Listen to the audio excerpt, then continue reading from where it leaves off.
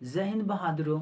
स्वागत है आप सभी का आपके अपने परिवार चंद्रा जी मैथ्स वाला में। मैं उम्मीद करता हूँ आप सब स्वस्थ होंगे। तो बहुत सारे बच्चों को फिजिक्स का न्यूमेरिकल सॉल्व करने में बहुत सारी दिक्कतों का सामना करना पड़ता है। तो आज वह दिक्कत उनको खत्म होने वाली है, क्योंकि आज के इस वीडियो में आपके लिए भौतिक विज्ञान का न्यूमेरिकल प्रश्नों को लेकर आए हैं, जो बहुत ही इजी तरीके से उसे हम लोग सीखेंगे। और इनमें जो प्रश्न है ना, वो आपके बोर्ड एग्जाम के लिए बहुत ही ज़्यादा इंपॉर्टेंट है। ओके, और इनको हम बहुत ही इजी मेथड से सॉल्व करेंगे प्रश्नों को। तो कॉपी पेन नहीं लिए हैं तो कॉपी कलम लेके बैठ जाइए और उनका क्या करिए, आप क्वेश्चन को नोट डाउन करिएगा और फिर उसका आप सोल्यूशन भी करिएगा, खुद से प्रैक्टिस करिएगा। ठीक है, तो चलिए शुरू करते हैं इस वीडियो को। देखिए, आज की इस वीडियो हम लोग पढ़ने वाले हैं class 10th NCERT science board exam 2023 के लिए अवतल दर्पण से संभावित प्रश्न। यानी कि हम लोग आज वीडियो में क्या पढ़ेंगे, अवतल दर्पण से संभावित प्रश्न को पढ़ेंगे, यानी कि वही प्रश्नों को पढ़ेंगे जो आपके बोर्ड एग्जाम में आने वाले हैं। ठीक है, आइए। तो देखिए बहादुरों, अवतल दर्पण के प्रश्नों को सॉल्व करते समय एक बातों का ध्यान देंगे कि आपको ना कुछ बेसिक आना चाहिए, कुछ बेसिक आपको आना चाहिए, तभी जाकर आप सवाल को बहुत ही इजीली सॉल्व कर पाएंगे। ओके, तो चलिए आपको मैं थोड़ा सा बेसिक बता दे रहे हैं, उसकी मदद से आपको सवाल लगाने में बहुत ज़्यादा हेल्प मिलेगी। ठीक है, देखिए सबसे पहले हम बता दें आपको बहादुरों कि अगर रफ कार्य हम थोड़ा देख लें यहाँ पर। देखिए कि दर्पण सूत्र की अगर हम बात करें हम लोग, तो दर्पण सूत्र क्या होता है आपका, देखिए ये होता है 1/f equal to 1/v plus 1/u। ये क्या होता है आपका दर्पण सूत्र है। और ध्यान दीजिए कि दर्पण सूत्र जो है ना, ये अवतल दर्पण के लिए और उत्तल दर्पण के लिए, दोनों ही दर्पणों के लिए यही फार्मूला आप यूज करेंगे।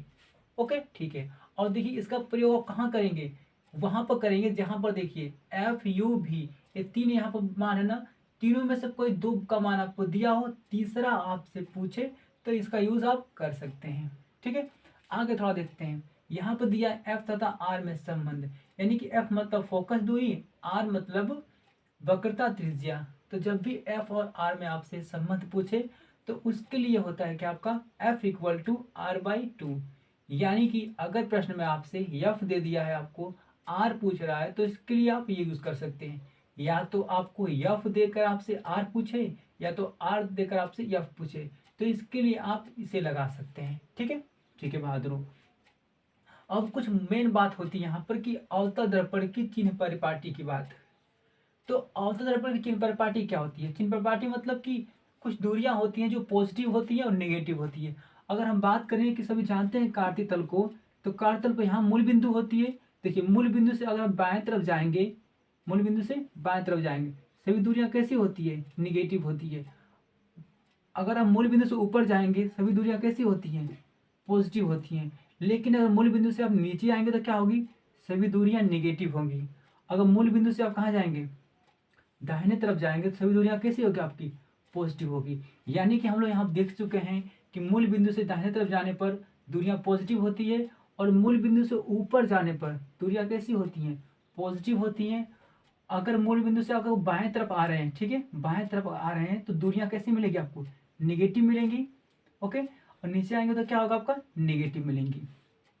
ठीक है, तो इन्हीं का हम लोग प्रयोग करके चिन्ह परिपाटी को लिखे हैं। ठीक है, तो इनको बस थोड़ा सा यहाँ पर थोड़ा देख लीजिए, कुछ नहीं करना आपको। देखिए वस्तु की दूरी जो दर्शाते हैं यू से, स्मॉल यू से दर्शाते हैं, ये निगेटिव होती है। प्रतिबिंब की दूरी, देखिए ये क्या होता है, अवतल दर्पण में प्रतिबिंब की दूरी निगेटिव भी होती है और पॉजिटिव होती है, इसे दर्शाते हैं स्मॉल भी से। वस्तु की ऊंचाई, वस्तु की ऊंचाई देखिए स्मॉल एच से दर्शाते हैं और ये पॉजिटिव होती है। प्रतिबिंब की ऊंचाई, इसे दर्शाते हैं स्मॉल डैश से, और ये क्या होता है देखिए, निगेटिव भी होता है और पॉजिटिव होता है अवतल दर्पण में। ठीक है, आगे देखते हैं। वक्रता त्रिज्या, वक्रता त्रिज्या यानी कि जिसको दर्शाते हैं कैपिटल आर से, और ये क्या होता है, निगेटिव होता है। फोकस दूरी भी क्या होता है, निगेटिव होता है, जिसे दर्शाते हैं स्मॉल एफ से। ठीक है, तो ये सब चिन्ह आपको याद रहना चाहिए, तभी आप सवाल को इजीली सोल्व कर पाएंगे। ठीक है, आइए हम देखते हैं सवाल को। देखिए बहादुरों, सवाल यहाँ पर दिया आपका है, किसी अवतल दर्पण की फोकस दूरी 15 सेंटीमीटर है तो उसकी वक्रता त्रिज्या ज्ञात करें। ठीक है, प्रश्न आपका बहुत ही आसान है, बिल्कुल इसी तरीके से हम सॉल्व करेंगे। प्रश्न कैसे सॉल्व करते हैं, जो आपको दिया है ना बहादुरों, उन्हें आप लिख लीजिए। ओके, लिखने के बाद और जो पूछेगा उन्हें भी लिख लीजिए। उसके अकॉर्डिंग हम लोग देख लेंगे वहां पर कि हम लोग क्या निकालना है। अगर आपको देखिए, अगर आपको यफ यू भी इन तीनों में से कोई दो देकर आपसे तीसरा पूछे तो दर्पण सूत्र लगा लेंगे।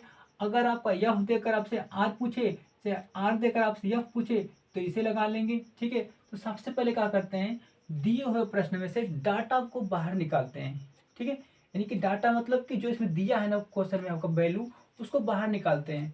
ओके, सबसे पहले आप ये काम करेंगे, उसके बाद देखेंगे हमारा फॉर्मूला कौन सा लगेगा। आइए चलिए सॉल्व करते हैं। देखिए यहाँ पर सबसे पहले क्या लिखेंगे, यहाँ पर कौन सा दर्पण आपका है, दर्पण आपका है अवतल दर्पण। यहाँ पर क्या लिखेंगे बहादुर, लिख देंगे यहाँ पर अवतल दर्पण में। ठीक है बहादुर, ठीक है। देखिए इसमें लिख देंगे दिया है, क्या लिख देंगे बहादुर यहाँ पर, दिया है। देखिए इसमें क्या दिया है आपका, तो यहाँ पर दिया है किसी अवतल दर्पण की फोकस दूरी 15 सेंटीमीटर है। ठीक है, तो लिख देंगे यहाँ पर हम लोग कि हम लोग क्या दिया है, तो यहाँ पर दिया है फोकस दूरी, जिसको दर्शाते हैं हम लोग स्मॉल एफ से। ये कितना दिया आपका है, तो ये दिया आपका है 15 सेंटीमीटर। ओके, दिया है तो उसकी वक्रता त्रिज्या ज्ञात कीजिए, यानी कि आपको कैपिटल आर पूछ रहा है। ठीक है, यानी वक्रता त्रिज्या आपको ज्ञात करनी है। ठीक है बहादुर, यानी कि कैपिटल आर आपसे पूछ रहा है। ठीक है, तो आप मुझे बताइए कि यहाँ पर आपको यफ देकर आर पूछ रहा है, तो बताइए कौन सा फॉर्मूला लगाएंगे आप। तो आप ना दर्पण वाला फॉर्मूला नहीं लगाएंगे, आप लगाएंगे यफ और आर में संबंध वाला फॉर्मूला। ठीक है, तो हम लोग क्या लिख देंगे बच्चों यहाँ पर कि हम लोग जानते हैं कि यफ बराबर क्या होता है, r/2 होता है। अब देखिए जब भी आप वैल्यू को पुटअप करने जाएंगे तो आप ध्यान दीजिएगा, बिना चिन्ह परिपाटी लगाए हुए वैल्यू को आपको नहीं रखना है। ठीक है, चिन्ह परिपाटी मतलब कि कौन सा चिन्ह पॉजिटिव है कौन सा चिन्ह निगेटिव है, आपको लगाकर ही वैल्यू को पुटअप करना है फॉर्मूले में। देखिए यफ बताइए, यफ कैसा होता है, तो मेरे बहादुरों देख पा रहे हैं आप लोग, यफ कैसा होता है, निगेटिव होता है। तो यहाँ पे यफ का मान क्या हो जाएगा, निगेटिव। ठीक है, और देखिए कैपिटल आर कैसा होता है, तो आर भी आपका एक निगेटिव होता है, यानी कि जब आप आर का मान निकालेंगे ना तो वो कैसा आएगा आपका, निगेटिव में आएगा।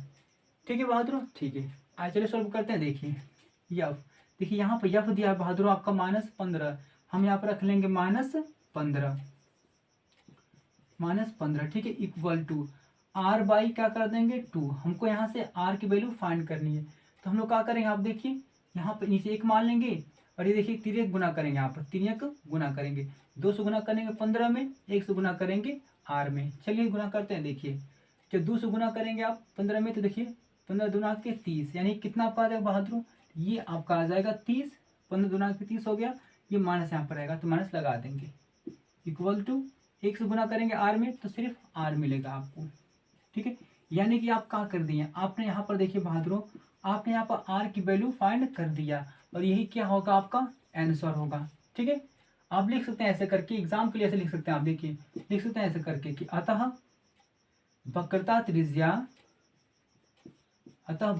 त्रिज्या कितनी होगी बहादुरों, ये कितनी होगी आपकी बताइए, तो ये होगी आपकी -30 होगी। ठीक है बहादुरों, -30 होगी वक्रता त्रिज्या, यही था आपका आंसर। ठीक है, और ये बहुत ही आसान सवाल था आपका। तो सबसे पहले क्या करेंगे, आप डाटा निकाल लेंगे, निकालने के बाद आप देखेंगे कौन सा फॉर्मूला हमारा लग रहा है। तो चलिए बहादुर देखते हैं हम लोग नेक्स्ट प्रश्न को। तो अब हम लोग देखते हैं अगले प्रश्न को। देखिए अगला प्रश्न आपका कह रहा है 16 सेंटीमीटर फोकस दूरी के अवतल दर्पण के सामने एक वस्तु 8 सेंटीमीटर की दूरी पर रखी है, प्रतिबिंब की स्थिति की गणना कीजिए। ओके, तो प्रश्न ज़्यादा हार्ड नहीं है, बहुत आसान है, सिंपल सा। आप क्या लिखेंगे यहाँ पर, हल में क्या लिखेंगे, देखेंगे कौन सा दर्पण आपका है, दर्पण आपका दिया है अवतल दर्पण, यहाँ लिख लेंगे आप अवतल दर्पण। ठीक है बहादुरों, तो अवतल दर्पण में आप फिर लिखेंगे दिया है, क्या लिखेंगे बहादुरों, तो यहाँ पे लिखेंगे आप दिया है। अब देखो क्या दिया है, तो दिया यहाँ पर है 16 सेंटीमीटर फोकस दूरी, यानी कि यहाँ पर बहादुरों यहाँ पर आपका दिया है फोकस दूरी। यानी कि यफ फोकस दूरी को दर्शाते हैं स्मॉल एफ से। स्मॉल एफ कितना दिया है, ये दिया आपका है 16 सेंटीमीटर। उसके बाद देखिए बोला ना कि अवतल दर्पण के सामने, देखिए बहादुरों यहाँ पर होता है आपका अवतल दर्पण, इसके सामने यानी जस्ट इसके सामने कोई भी वस्तु जो होती है ना हमेशा दर्पण के बाईं ओर रखी जाती है। तो क्या कर रहा है कि अवतल दर्पण आपका है तो इसके सामने कोई वस्तु रखी जा रही है, और भी कितनी दूरी पर रखी जा रही है, तो 8 सेंटीमीटर दूरी पर रखी जा रही है।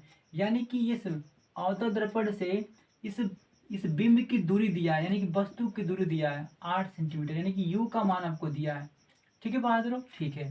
तो लिख देंगे यहाँ पर वस्तु की दूरी दिया आपसे है कि कोई वस्तु ना दर्पण से ना 8 सेंटीमीटर की दूरी पर रखी जा रही है। यहाँ वस्तु की दूरी दिया आपसे है, तो वस्तु की दूरी किसे दर्शाते हैं, इसको दर्शाते हैं स्मॉल यू से। और यू कितना दिया आपका बच्चों, तो ये दिया है 8 सेंटीमीटर। उसके बाद देखिए प्रश्न पूछ रहा है आपसे प्रतिबिंब की स्थिति, किसकी स्थिति पूछ रहा है आपसे, प्रतिबिंब की स्थिति। तो याद रखिए कि जब भी आपसे प्रश्न में प्रतिबिंब की स्थिति यानी कि स्थिति की जब भी बात करें आपसे, तो समझ लीजिएगा कि वहां पर आपका भी का मान पूछ रहा है। भी मतलब कि प्रतिबिंब की दूरी पूछ रहा है, ठीक है। यानी कि कंफ्यूजन मत होइएगा, यानी कि आपको प्रतिबिंब की दूरी यहाँ पर नहीं दिया, लेकिन आप पकड़ लेंगे। कैसे पकड़ेंगे, जब भी आपको प्रश्न में प्रतिबिंब की स्थिति की बात करें तो समझ लीजिए कि वहां पर आपका भी का मान पूछ रहा है, ठीक है। तो हम लिख देंगे यहाँ पर प्रतिबिंब की दूरी, यहाँ पर क्या लिख देंगे, प्रतिबिंब की दूरी, यानी कि यहाँ पर आपका भी का मान आपसे पूछ रहा है, ठीक है। तो हम लोग निकाल लेते हैं। आइए तो अब देखिए बहादुर, यहाँ पर आपका यफ दिया है, यू दिया, आपसे भी पूछ रहा है। तो बताइए कौन सा फॉर्मूला लगाएंगे आप। तो देखिए फॉर्मूला आपका तो मिलेगा दर्पण सूत्र में। दर्पण सूत्र में यानी कि देखिए बताए थे जस्ट अभी आपको ना कि यफ यू भी, इन तीनों में से जब भी कोई आपका दो वैल्यू दे, तीसरा आप पूछे तो इन्हें लगा सकते हैं। देखिए यहाँ पर क्या दिया आपका है, एफ दिया है, यू दिया है, भी पूछ रहा है आपसे। तो भी पूछ रहा है तो आप इस फॉर्मूले का यूज कर सकते हैं। तो हम चलिए इस फॉर्मूला का लगा लेते हैं। तो दर्पण सूत्र से, दर्पण सूत्र क्या दिया बहादुर, तो ये दिया है 1/f equal to 1/v plus 1/u। ये हो गया हम लोग का, ठीक है। अब देखिए जब भी आप वैल्यू को पुटअप करने जाएंगे तो आप ध्यान दीजिएगा कि आपको पहले चिन्ह पर पार्टी लगाकर ही वैल्यू को यहाँ पर रखना है, ठीक है। तो चलिए देखते हैं चिन्ह पर पार्टी यानी कि यफ, यफ कैसा होता है, तो यफ हमारा निगेटिव होता है, ठीक है। तो यहाँ पर रख लेंगे यफ के मान को निगेटिव। उसके बाद देखिए वस्तु की दूरी यानी कि यू, यू कैसा होता है बहादुरों, तो यू देखिए होता है आपका निगेटिव, तो यू को भी क्या कर लेंगे, निगेटिव। अब लाकर वैल्यू को पुटअप करेंगे। देखिए यहाँ पर देखिए 1/f, ठीक है। यहाँ पर हम कर लेते हैं यहाँ पर 1/f। एफ का मान कितना दिया है, तो एफ का मान दिया -16, तो हम यहाँ पर रख लेंगे -16। यानी कि इसी फॉर्मूले में हम वैल्यू को रख रहे हैं, ठीक है। 1 का 1 रहेगा आपका बटा में एफ का मान देखो कितना दिया है, -16, -16 रख लिया। इक्वल टू है तो हम यहाँ पे इक्वल टू लगा लेंगे 1/v, यानी कि यहाँ भी दिया है ना, तो देखो भी का मान क्या पूछ रहा है आपसे, तो भी को जो करते हो छोड़ देंगे, यहाँ पर प्लस है आपका, देखिए प्लस लगा लेंगे 1/u, यानी कि 1 बटा में u, u का देखिए मान दिया है बहादुरों -8, तो हमने अब क्या रख लेंगे, -8 रख लेंगे। अब देखिए यहाँ से आपको भी का मान निकालना है ना, ठीक है। जिसका मान निकालना है उसको अकेले करिए। तो यहाँ पर क्या करेंगे हम लोग, 1/, देखिए इस माइनस है ना, यहाँ पर माइनस से क्या करिए, इस प्लस में ना भाग दे दीजिए, तो आपका माइनस ऊपर चला जाएगा आपका, ठीक है। जब माइनस प्लस में माइनस से भाग देते हैं तो माइनस से आता है, नीचे कितना होगा आपका 16 इक्वल टू 1/v। अब देखिए यहाँ पर भी वही घटना आ गई, तो माइनस से जब आप भाग देंगे प्लस में तो क्या हो जाएगा, यहाँ पर हो जाएगा आपका माइनस, तो 1/8 हो गया आपका, ठीक है। अब देखिए भी का मान निकालना है तो भी को अकेले करिए, तो -1/8 को आप इधर भेजेंगे यानी कि बाएं तरफ भेजेंगे। चलिए यहाँ पर दिया -1/16, जब -1/8 इधर बाएं तरफ आएगा तो ये चिन्ह अपना बदल लेगा, यानी कि हो जाएगा प्लस में 1/8 इक्वल टू, ये आपको बच जाएगा 1/v, 1/v आपका बच गया। अब देखिए 16 और 8 का एलसीएम कितना होगा, तो ये हो जाएगा आपका कितना, 16 ही होगा, ठीक है। अब 16 से जब भाग देंगे 16 में 1 बढ़ जाएगा, जब 1 का गुना करेंगे आप 1 में तो आपका 1 ही मिलेगा, ठीक है। आगे माइनस है तो माइनस हम लगा लेंगे, प्लस है तो प्लस लगा लीजिए। अब देखिए जब 8 से आप भाग देंगे 16 में तो 2 बढ़ जाएगा, जब 2 से गुना करें, देखिए 8 दूना का 16, अब 2 से गुना करेंगे 1 में तो आपको 2 ही मिलेगा, इक्वल टू 1 में कितना मिलेगा आपको भी। अब देखिए बहादुरों, जब 2 में से हम लोग माइनस करेंगे 1 को, तो यहाँ पर जस्ट आपका 1 बचेगा, नीचे कितना बचेगा आपका 16, इक्वल टू 1/v। यानी कि जब 2 में से हम घटाएंगे 1 को तो 1 मिलेगा, और नीचे बटा में 16 था ही आपका, इक्वल टू 1/v। अब देखिए बहादुर, थोड़ा सा यहाँ पर आप लोग, हमें निकालना है v का मान, तो हम लोग क्या करेंगे, जिसका मान निकालना होता है ना उसको हमेशा अंश में रखते हैं। तो ये v अंश में कैसे जाएगा आपका, सबसे बेस्ट तरीका आपका यही है कि दोनों पक्षों का करिए पलट दीजिए, दोनों पक्षों को पलट दीजिए। तो लिख देंगे यहाँ पर दोनों पक्षों को पलटने पर, ठीक है। आप चाहेंगे तो 3 गुना भी कर सकते हैं, 3 गुना करके भी का मान निकाल लीजिए, लेकिन ऐसे सिखाएंगे ना तो आपको थोड़ा आराम रहेगा, क्योंकि आगे प्रश्न आने वाले हैं, थोड़ा सा क्रिटिकल रहेगा आपका, ठीक है। तो अगर पलटना सीख लेंगे ना, दोनों पक्षों को पलटना, तो आपको ना बहुत ईजी हो जाएगा सवाल सॉल्व करना। देखिए हम दोनों पक्षों के क्या करें, पलट देंगे, यानी कि 16 जाएगा ऊपर आपका, नीचे आपका 1 आ जाएगा, ठीक है, इक्वल टू भी आपको ऊपर गया, 1 आपका नीचे आ गया, ठीक है बहादुरों। यानी कि क्या हो गया, 16 गया ऊपर आपका और 1 आपका नीचे आ जाएगा, ओके।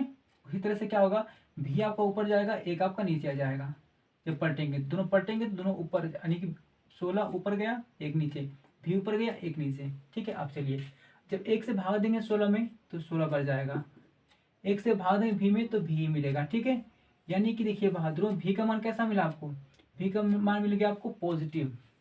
भी का मान कैसा मिला बहादुर आपको, पॉजिटिव मिला। तो एक बात बता दें आपको, जब भी आपको कैसा मिले, आपको पॉजिटिव मिले, तो ध्यान दीजिएगा बहादुरों, जब भी आपका पॉजिटिव मिले तो प्रतिबिंब आपको कैसा बनता है, आभासी व सीधा बनता है, ठीक है।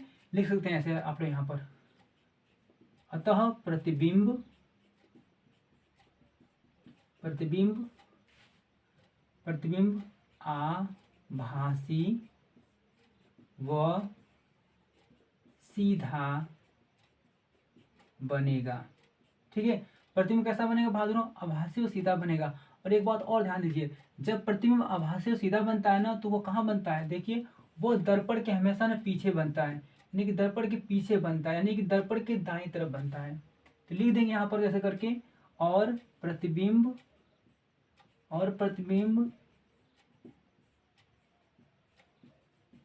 दर्पण के